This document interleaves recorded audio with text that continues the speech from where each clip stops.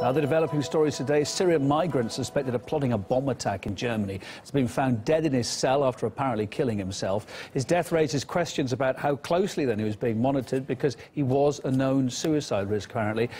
RT's Peter Oliver's in Berlin. Bring us the latest on this. Peter, update us on what we know has happened here, what the ramifications are going to be, I suppose.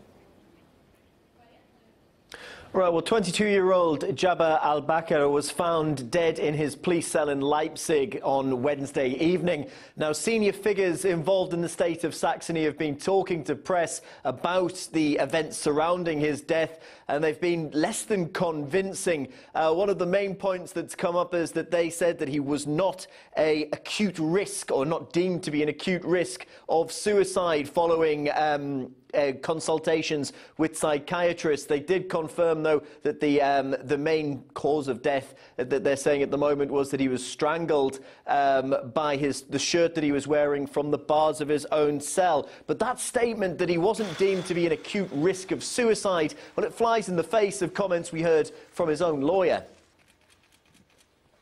I'm absolutely shocked and stunned that something like this could happen. He has already smashed lamps and manipulated sockets. Well, Albakr was accused of plotting to blow up one of the main airports here in Berlin, but the case surrounding him has been turned into really a litany of errors, and the press, fingers pointed at the police, at investigators, and now at the main authorities and the prison service in the state of Saxony. If we look back, though, in 2015, he was cleared by security services and granted asylum here in Germany, despite them looking into him.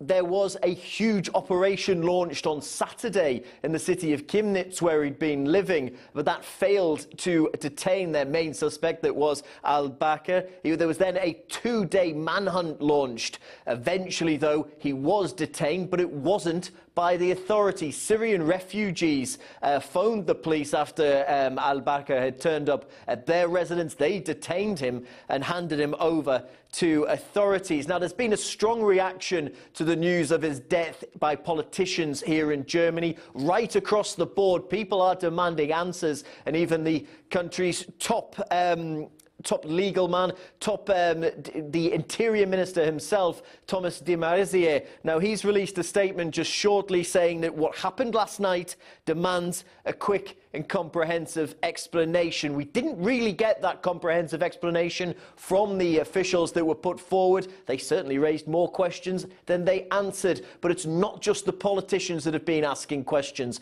Following the raid on Chemnitz and the eventual detention of Albakr, we've seen demonstrations taking place in the town where he'd been living against Angela Merkel's refugee policy, and the fact that somebody who'd come to the country claiming that they needed to be looked after, that they needed help, had seemingly been plotting what could have been a truly tragic terrorist attack if he'd been able to carry out what we believe was his plot to detonate explosives in an airport here in Berlin. Yeah, Peter, our Europe correspondent, thank you for the update there from Berlin.